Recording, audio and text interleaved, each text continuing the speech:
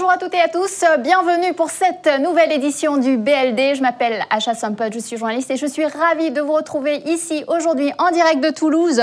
Comme vous le savez, l'innovation est au cœur de la stratégie Berger-Levrault et aujourd'hui nous allons découvrir ensemble comment Berger-Levrault soutient les acteurs de la santé et du médico-social dans l'évolution de leurs pratiques et les aide à prendre le virage numérique grâce à des plateformes intelligentes et interopérables. Pour en parler aujourd'hui, j'accueille mes invités avec moi. Vous les voyez en plateau. Tugdual-Leboire, directeur général délégué du groupe Berger-Levrault. Antoine Rouillard, directeur général délégué France et directeur commercial du groupe Berger-Levrault.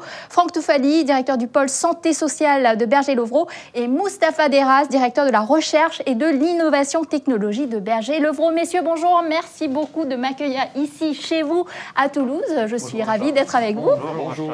Donc voilà, donc la première question, elle est assez simple et évidente. Donc encore une nouvelle édition Tugdual du BLD. Donc c'est une affaire qui tourne, j'ai envie de dire. C'est une affaire qui tourne. Bonjour Acha, et je suis ravi de pouvoir lancer ce nouveau BLD Santé. On avait fait l'an dernier un BLD autour des collectivités. Ça avait été une vraie réussite. On avait eu de très très bons retours de la part de nos clients.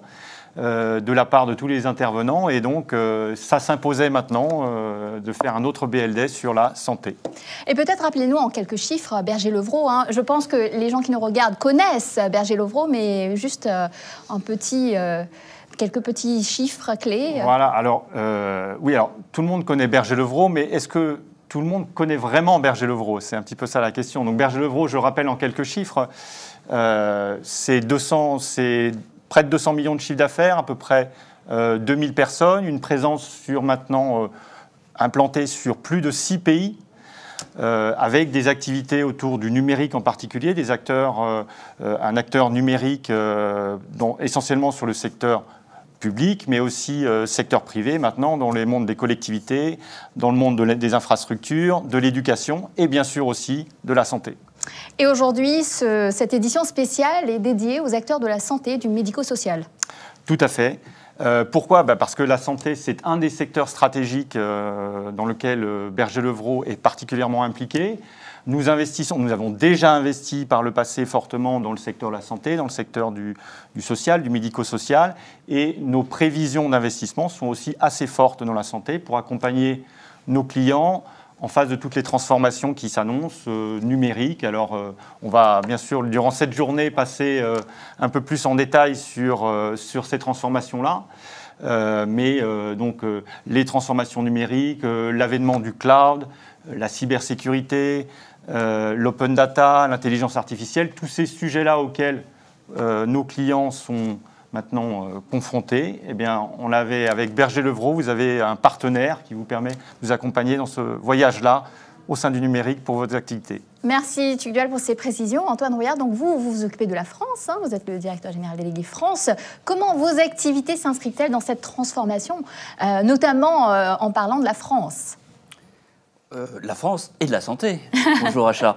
Oui, la santé chez Berger-Levrault, c'est un des 4 secteurs stratégiques, comme l'a mentionné Tugdual, principalement représenté en France.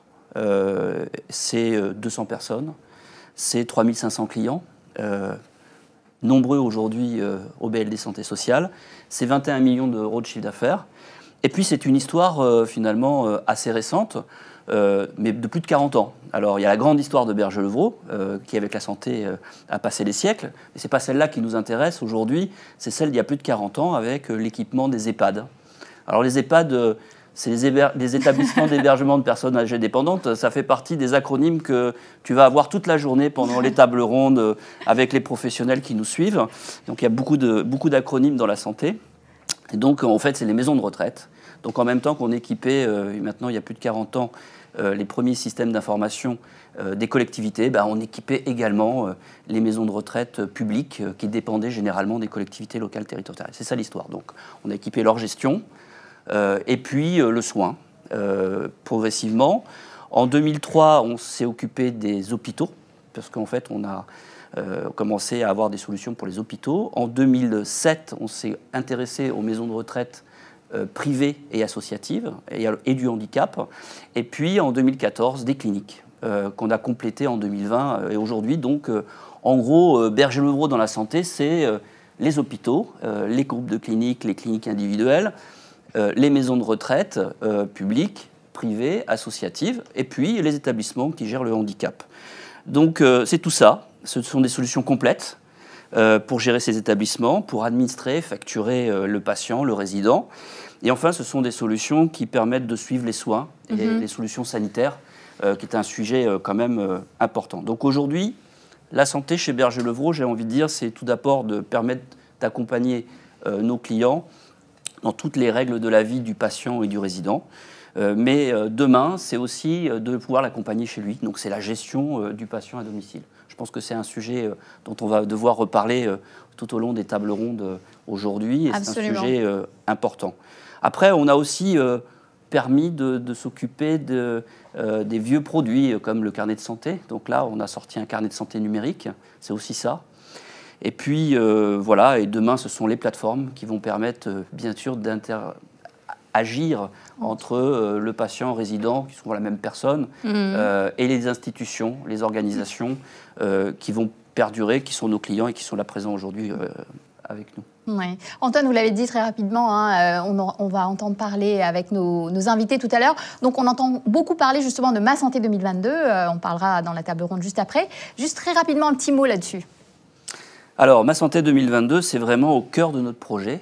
C'est notre démarche d'acteurs polyvalents sur les marchés de la santé, avec, je crois, 3 objectifs qu'on aura le temps de développer aujourd'hui. C'est redonner aux structures de proximité les moyens de pouvoir accompagner de façon numérique l'ensemble des étapes de la vie du patient et du soigné, du patient et des personnes dépendantes.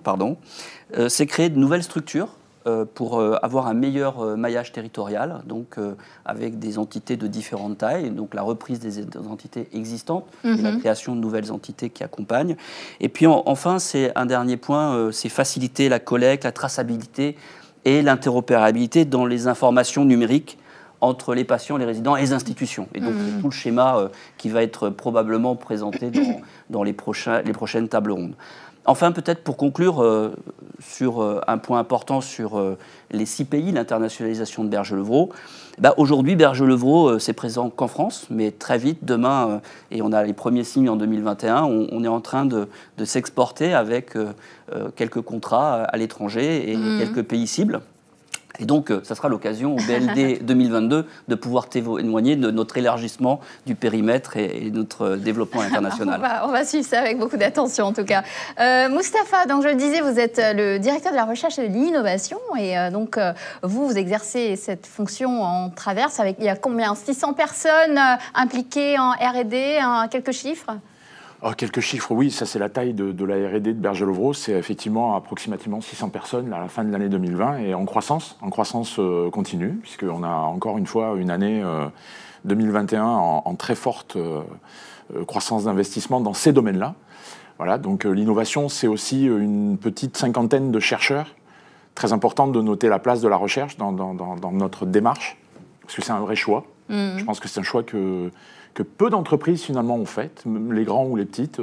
Donc c'est la place de ces 50 chercheurs, de vrais chercheurs qui amènent cette vision qu'on a posée il y a une dizaine d'années, qui consiste à essayer de faire de l'innovation un vrai vecteur de développement. Et là, mes camarades ont cité plein d'exemples déjà de produits qui ont ce qu'on appelle l'innovation continue, courante. Mais c'était aussi cette volonté d'aller chercher 10 ans plus loin, projeter notre visibilité sur ce que serait le futur, essayer d'écrire le futur. Et ça, c'est la recherche qui nous le permet. Donc c'est vraiment une articulation très importante qui a mis 10 années à se stabiliser. Là, on est entré l'année dernière dans la première année que je qualifie, moi, de valorisation. C'est-à-dire que la recherche, c'est long. La recherche, ça prend du temps. La recherche, c'est une passion aussi.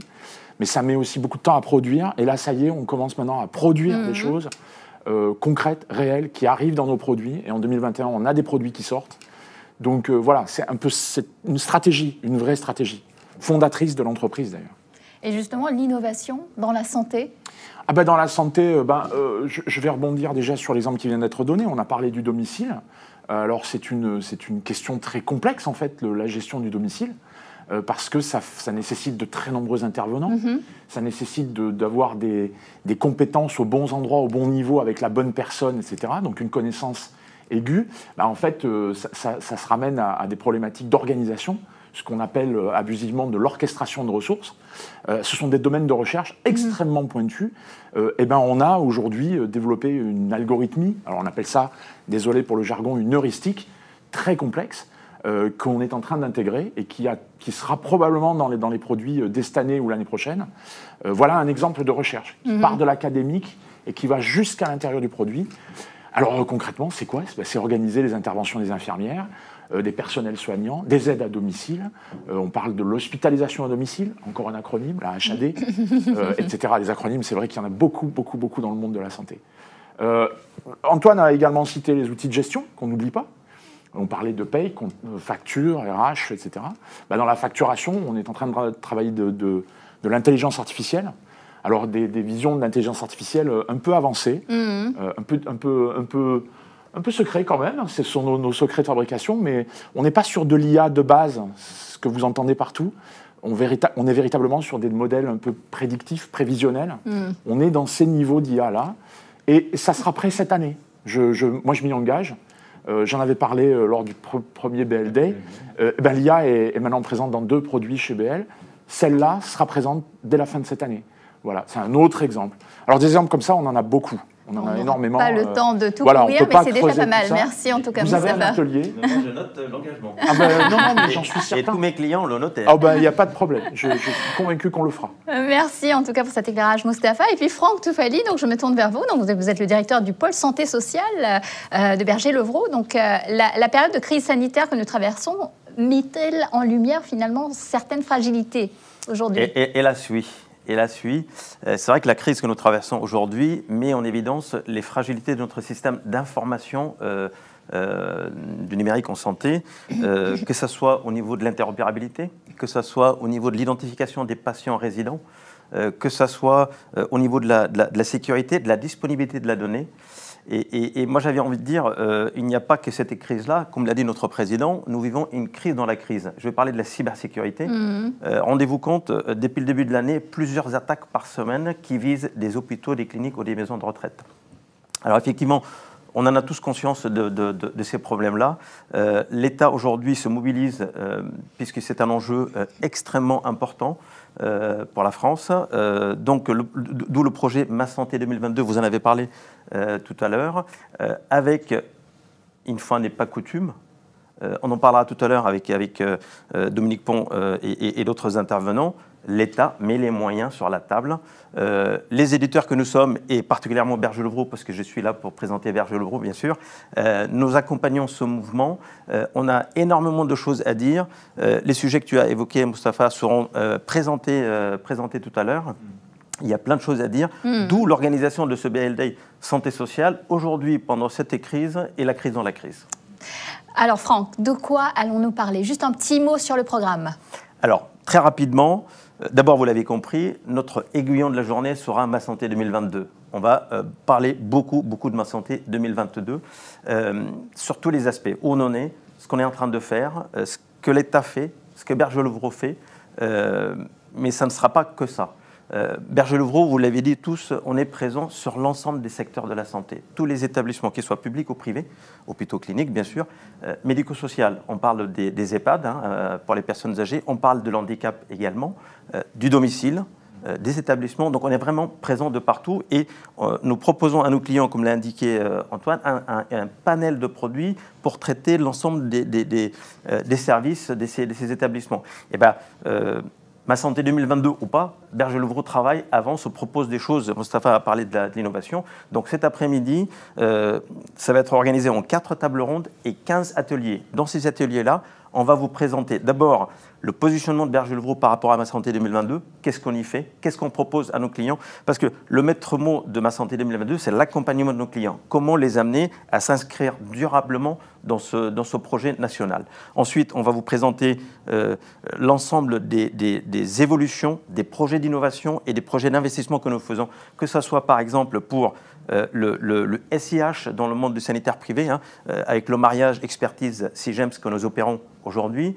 On va vous parler, vous parliez de l'ensemble des gammes de gestion, la rénovation totale de nos gammes de gestion. Je sais qu'il y a beaucoup parmi vous sont intéressés par ce sujet-là. D'ailleurs, on va le voir cet après-midi. Et plein d'autres annonces autour de nos produits des urgences, de nos produits de facturation et bien entendu notre plateforme BL Senior. Merci Franck pour cet éclairage et on a hâte de découvrir ce programme. Messieurs, merci beaucoup pour cette séquence d'ouverture. Tugdual, Franck, restez avec moi pour la suite et on lance tout de suite la première table ronde consacrée à Ma Santé 2022 en engagement collectif pour la transformation de notre système de santé. À tout de suite.